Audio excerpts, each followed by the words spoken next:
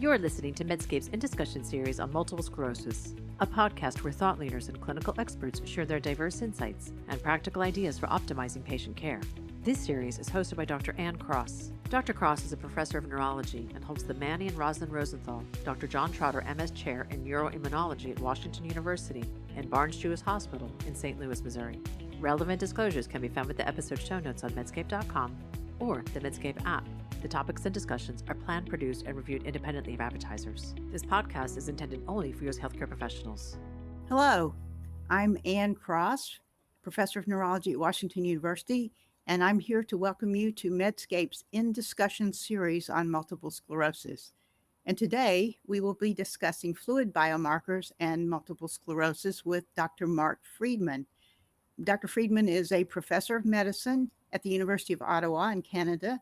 He's a senior scientist at the Ottawa Hospital Research Institute, and he's director of the MS Research Unit at the Ottawa Hospital General Campus. So welcome all to In Discussion. And welcome, Mark. Mark, can you tell us a little bit about yourself? How did you end up being a neurologist, and what brought you into the MS world? Neurology was a natural for me because I was in a PhD program in molecular neuroscience, and I think my supervisor got upset about how little money came to non-MDs back in those days. And he just came in one day and dropped about a stack of papers on my desk. And I, what is all this? He says, I want to show you how many grants I have to write to support you guys' research. You know, this grant's for 10,000, this one's for 30,000, this one's for 50,000. If you had an MD, you could write a grant for 200,000, you're going to medical school. I applied and I got in, and it was natural for me to then explore the possibility of doing something neuro related. And one of my mentors in Toronto, where I studied, had a connection at Queen Square in London. And he said, why don't you do a stint there? Because it really will expose you to clinical neurology and see if you like it. I was just in awe of the clinicians that I met at Queen Square, and it all sort of just gelled for me. And so I did neurology, and as I was going through neurology, I did, like everyone does, they rotate through the different clinics, and I was doing MS one day. I was senior resident at the time, so you know how it works. The juniors do all the admissions, and then you as the senior go at the end of the day and you review all the cases, and then the next morning you present it to your staff. And when they were telling me about this guy, roughly my age, who was in hospital, and this is circa mid 80s, okay, a while ago. He was in hospital for cyclophosphamide for progressive MS. And that's what we did in those days. We didn't have drugs, right? There was nothing approved. So I came in, they presented the story, and there was something vaguely familiar about this guy. About halfway through, we're examining him, and he looks at me, he goes, Mark, you don't recognize me? And now I had to grab the chart and look at the name, and I went, "Oh my God, this is the guy I played squash with in grad school. Like, when did you know you had MS? And wow, look how advanced this has become me." And so it was the last case, and I sent everybody away, and we sat and chatted for a while, and then at the end he said to me, "You're finishing neurology. Are you going to do any research?" And I said, I was kind of thinking of it because that's what I was doing before I went to medical school. And he says, well, look at me. Look at this disease. We don't know what caused it. There's no treatment for it. Why don't you research this? And I drove home that evening and I had that aha moment I think we all have.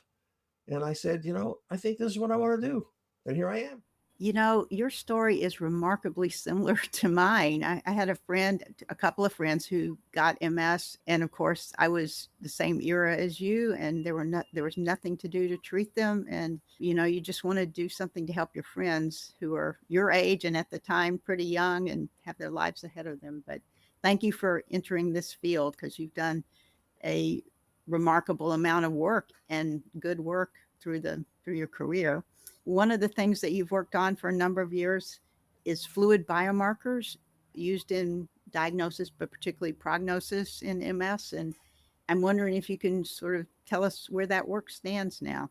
Well, thanks for that, Anna. I mean, we were frustrated, and I'm sure you have as well, in that we really, short of the MRI, had no real insight into whether the disease was getting worse or more importantly, now that we have so many of these therapies, whether they're actually working. And it was a challenge again from patients telling me, I'm taking this stuff, I have whatever side effects.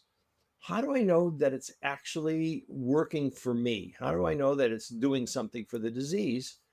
You tell me I don't have any new lesions on the MRI, my exam hasn't changed, you haven't had any relapses, but is it doing anything? So we were looking for some sort of a biological measure. And we explored a number of these through spinal fluid because that's kind of what I was doing at the time, and it's close apposition to the brain.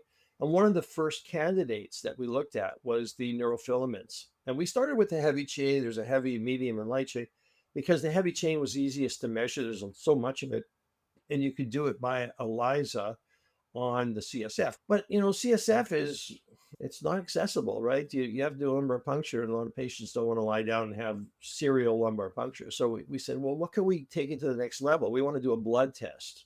Is there something blood-based that we could look at, and which of the neurofilament chains might be useful in that domain? And so we went to the light chain because it is more useful. You can measure heavy chain, but there's so much background that when you look for the fluctuations in the blood, you're way above the levels which most people would have. But if you look at the light chain, and this is where this new technology of the microarrays came in, where you can now measure down to nanogram and picogram levels, you could then get rid of the background, and now you have a marker that is much more accessible than spinal fluid.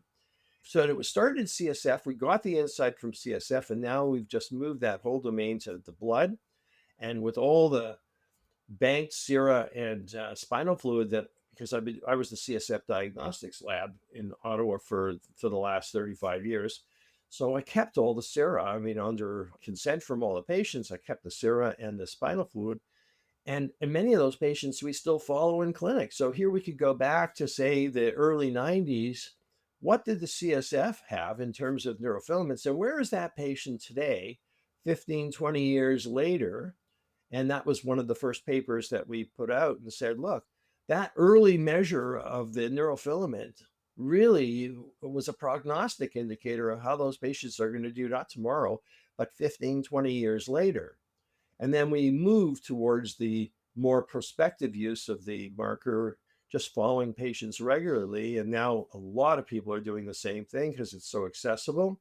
And we're seeing that the fluctuations in the NfL can actually predict new disease activity. And also, it can tell you if the drug is working, because the NfLs, if they're high at the beginning, go right down with just about any effective therapy that we have today. It's a lot harder for patients to get MRIs in certain parts of the world. I have to say Canada is part of that. We don't have an MRI on every corner. It's a regulated test. And most of the MRIs for routine monitoring of MS are done in the middle of the night. So our patients really hate it. This way they can come and have a blood test every 3 or 6 months, and we have a way of monitoring their disease. You mentioned neurofilament heavy chain. I just wanted to follow up on that a little bit. So do you use that at all now? And does it mean the same as neurofilament light chain, or is it different? I think we've given up working on the heavy chain just because the light chain gives you that much more information. There is some interest in the medium chain. That's some research is going on, but mainly in spinal fluid. The light chain is the one that's everyone's using because there's kits now available that you can measure it. And there's 3 or 4 assays out there that are very comparable. And some of these are now very quick turnaround tests. We're using a test that you can get within an hour of the result, just like you would a troponin. You send it to the lab, and it's a simple diagnostic test run, just like you would for biochemistry. Whereas the first generation testing that you were doing, you needed a 96 well plate, so you had to collect your samples. So we batched them, and you didn't get a turnaround right away. So that's changed as well because, NfL is pretty sensitive. You're measuring in the blood. It's not specific to MS. Any cause for broken axons, whether it's in the central peripheral nervous system, we're going to increase your NfL level. But in the absence of any other confounding neurological disease, it probably represents activity in MS. And we know about known confounders. For instance, large BMI, large bodies, the volume of distribution, the level may be precipitously lower than what would be expected. the light chains are filtered out of the kidney. If you have bad kidney disease, then the levels in the blood will go up. And that may not be indicative of neurological disease. It's the clearance of the neurofilaments, the problem. But what you're measuring in the blood is coming from the brain. The CSF levels are 200 to 300 times more than you would measure in the blood. And so the amount that you're seeing in the blood is a trickle down effect from the CSF. And it does take some time for that to occur, which means if something's happening in real time today and it causes an increase in neurofilament in the CSF, the blood test may still be normal. And no one knows how long it takes for the lymphatics, to actually convey that into the blood, but probably days to weeks later, the NfL will go up. But if you just happen to measure NfL in someone who's feeling well, most studies are telling us that that's an imminent attack or a new lesion forming or perhaps imminent progression. And it gives us an opportunity now to take a different approach for therapy rather than, and I use these terms, be reactive, the old whack-a-mole kind of thing. Oh, the disease is getting worse, so we now changed medicine or up the dose or whatever we're doing. These fluid biomarkers, if they are indicating of imminent disease, we have an opportunity to be proactive. And we could say, oh, there's no other reason for that NfL going up. Maybe I could do better than the current therapy for this individual patient and not wait for the attack or wait for the new lesions or wait for progression, especially now that we have so many different therapies available to us. One thing that's always been curious to me is that neurofilament light chain is coming from axons and neurons, presumably, yet it's reflecting relapse activity. Do you have any explanation for that? Well, if you think back at a seminal paper that Bruce Trapp published back in the New England Journal of God years ago, right, Anne? Beautiful little pictures. Those beautiful pictures were stained with neurofilament antibodies, okay? And he got people to actually count axonal transections. One of the most amazing things about that observation was when they occurred. And everyone would have at the time said, oh, it's probably occurring when the patient starts to progress. When you see active progression, that's when you're going to see the most axonal transection. And it was the complete opposite.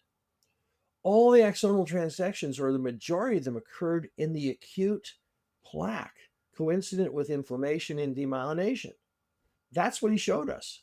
And that was a game changer, because by the time you see progression, what you're seeing is that buildup of the axonal transections that have reached a point where now that you cannot compensate for it anymore. That's why you're progressing. That's not when it occurred. It's kind of akin to the Parkinson's story, right? By the time you see movement problems, you've lost 80% of your nigral neurons, but you want to know when the first one's dying. And that being the case, the fact that NfL is telling us about new inflammatory events is not a surprise to me. So, Mark, you did a really nice study that was published not too long ago in, I believe, Scientific Reports on both spinal fluid and serum NfL and GFAP, glial fibrillary acidic protein. And I believe that came from some of your work on autologous hematopoietic stem cell transplant. Can you tell us about that? Well, that takes us back to the other major thing that I've been doing, which is HSCT treatments for patients with very early aggressive MS. And we had a protocol at the turn of the millennium where we were transplanting patients as part of a trial. And as part of the trial, we collected both CSF and blood at baseline and then yearly for 3 years, really in an effort to understand immunologically what was going on, because at the time, no one expected HSCT to stop the disease. The genetics people were telling us, you're wasting your time. You're going to eliminate the immune system. It's going to come back. And the disease is being generated by genes, and the genes are going to cause it all to happen again. And of course, that didn't happen. It was a failed experiment because we didn't learn anything immunologically from those patients, but they were very happy because nobody has developed any further inflammatory events. So then we were trying to understand, well, how is that even possible? And what was going on in those people? We collected the CSF and sera, and the cells as well. We froze down cells, and there's been so much work that's been done by many colleagues of mine, especially in Montreal. Well, I have to say, then UPenn, because Amit Baror's group was responsible for a lot of that cellular work. But what we would also able to do is look at these biomarkers, and we had a whole bunch of potential ones. GFAP will go up if an astrocyte is active, and astrocytes do a lot of good things. We know that they're very important, but they also seem to be responsible for the scarring process in neurological disease in general and in MS as well. And so if the GFAP is going up, that might be an indication of a more progressive scarring type stage in the MS, and that's not a good thing, right? The NfL sort of represents the early inflammation, the GFAP, the scarring. And so we measured all these things in blood and CSF, and sure enough, what we're seeing with GFAP in the blood is also representative from the CSF. But one of the things we noticed was that although the relationship of NfL, CSF, and sera are quite linear, whatever you're measuring is a direct reflection of what's going on in the CSF, we didn't get that relationship with GFAP. And other people have seen linear, and some have reported not so linear. So the GFAP may be more of a curve. So you need to have a lot of it released in the brain before you start to measure it. And that's what we've seen in relapsing types of MS, that the GFAP isn't very informative, the NfL is. But when you get into those more progressive cases, the GFAP goes up as well. And I think we were seeing that in our bone marrow transplant or HSCT patients because they were very aggressive early patients, but they were already getting scarring. And so we saw both of them. But after a year, both of them precipitously went down and stayed down for as long as we've measured them. And we've continued the blood measurements beyond 3 years, and they've stayed down, but we only did CSF for the first 3 years. Do you have any thoughts on why it is that GFAP is elevated in progression? I don't know that we have the answer to what causes progression. I still think that a good reason why people progress is this inability to compensate for the damage wherever it has occurred. And some people just actually are good repairers and others are not. We've seen this countless times. Patients having a minor relapse that suffer forever with the same symptoms, and others who have profound relapses who run out of hospital. So clearly, some people are able to recover a lot better. But this cumulative damage that occurs over many years, and then you reach a point of no return, and whatever that is going to be unique to the same individual. Everyone look for that transition moment. Okay, we're relapsing and now we're suddenly progressive. I don't think that's the case. And it takes me back to, again, I have to save some of the early pathology that we were seeing when we look at a demyelinating lesion. One of the most remarkable things about a demyelinating lesion pathologically, if you look at the staining of the myelin, it doesn't sort of fade into nothing. It's an abrupt line. It's amazing that, demyelination line and then normal tissue. Something is right at that border, and it's an acute event. So, there's an evolution that takes place in these lesions. I don't think that transition from relapsing to progressive is an acute event. I think this is more of an accumulated thing that if we allow the inflammation to go on for years, it'll lead to this cumulative damage, and then you're at a point of no return.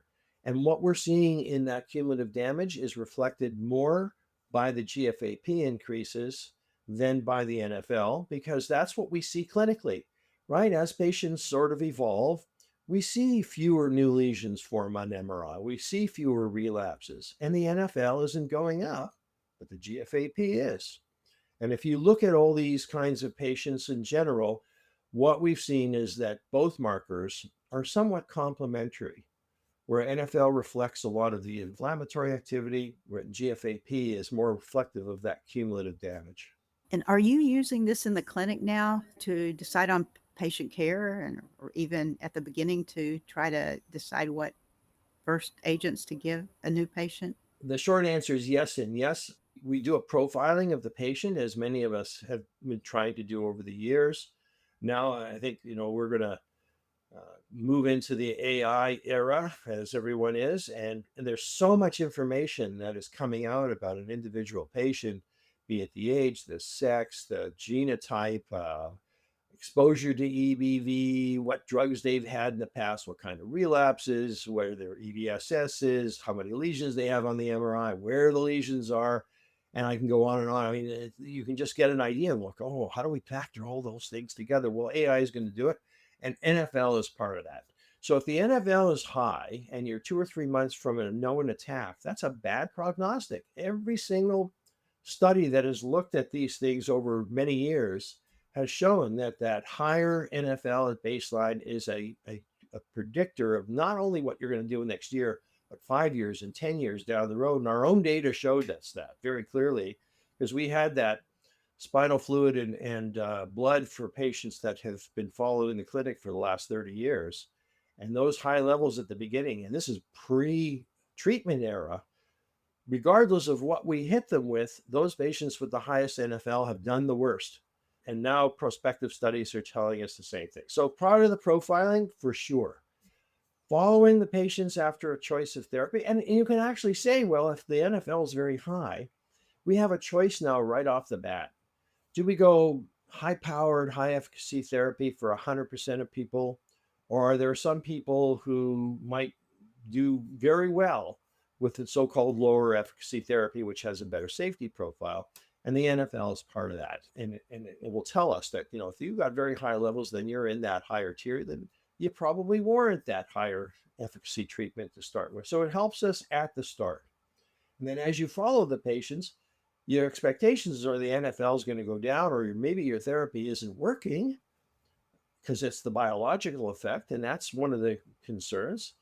We cut down maybe 30 or 40% the number of monitoring MRIs that were required. Because now, after the first couple of years, we don't do routine MRIs. We just follow the NfL. And if there's a blip, then we'll order an MRI.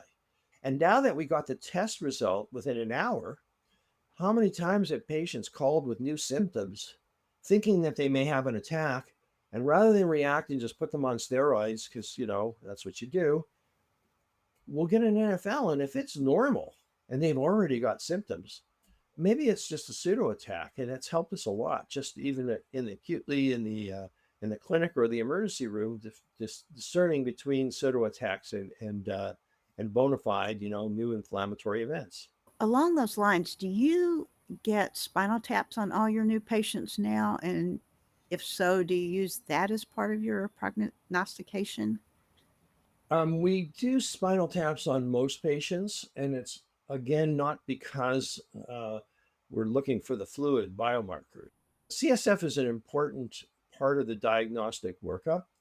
And to me, it's one of the most important tests for no better explanation, which is the first criterion of the McDonald's diagnostic criteria in general. You're looking for anything that might mimic MS, because the last thing you want to do is put a label there where it doesn't belong, and then start them on treatments which may not be effective or actually be deleterious to an individual and put them at safety risk. So I think spinal taps are really important, especially now with the newer criteria looking at this RIS category. Boy, before you want to embark on therapy in someone who's completely asymptomatic, I want all the evidence I have that I can get that will tell me this is MS.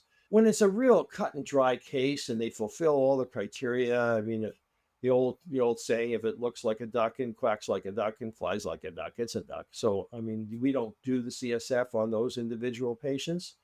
But I think a fresh case, especially very early on, I think it's a very important test, because not only will you rule out other things, but you'll get that important immunological signature that almost guarantees that in certain circumstances that's MS and nothing else. We don't need it for the NfL. We don't measure the NfL in the CSF.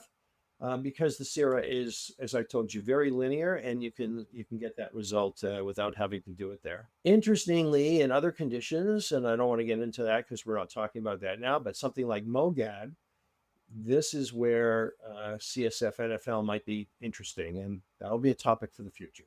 Do you routinely get spinal fluid GFAP levels, since you have that ability to do that on your patients? We have not done it routinely. NfL is an established test at our hospital, paid for by the hospital, not the patient, done for all our patients in general. We're now working through the steps to get GFAP in the same realm. That's going to require a little more data from our side because right now it's considered research use only. We have the spinal fluid, we're collecting it, and it'll be part of a future paper, I'm sure, but it's not routine use yet. And are there any biomarkers in the blood or the spinal fluid that have you really excited? Like you think they could be additive or even better than NFL? I'm sure they're going to be additive. There's a lot of immunological markers that are being looked at, and it might be more of an indication of the type of inflammation that's going on. Gosh, that would be so great to have. If you knew what the driving force of the inflammation was, then we might be able to target therapy more carefully to the mechanism. But they're nowhere where we're at with the NfL and GFAP, which has amassed a huge amount of data over the last decade. The information that are emerging now are just candidate type of molecules that then need to be validated in other groups. So I can't really pick one out of the mess of agents that are currently being looked at that can come close to NfL yet. But maybe in 5 or 10 years, we'll probably have an array. The array will be not only a non-specific marker like NfL, but something more specific to the actual disease that is going on in those individuals. And then we could be actually more precise on our therapies. Thank you so much, Dr. Mark Freedman, for sharing your knowledge on fluid biomarkers, particularly NFL, but also GFAP, and for coming in and talking to me today. I've learned a huge amount that I think will be not only helpful now, but in the future.